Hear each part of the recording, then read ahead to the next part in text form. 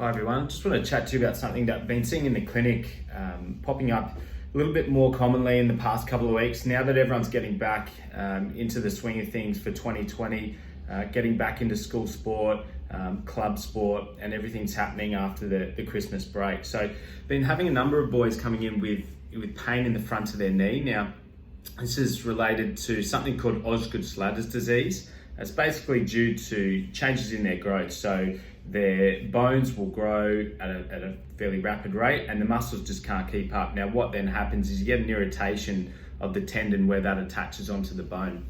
And typically, this affects boys mostly, and it affects about 1 in 10 active boys between the age of 9 to 15 years. Usually in the past, the main advice has just been rest, and it'll take time and it'll settle down, then you just get back into things, and it's generally self-limiting. Now, what we actually know is that this really isn't the case. So there's been a number of studies conducted in this area, and it's been shown that up to 60% of boys with this condition will still have issues 4 years down the track. So it is something that does drag on and often doesn't just resolve with rest alone. And often if people are just resting, as soon as they go back to activity, they get a flare up of pain again. So this is certainly something that you want to get on top of.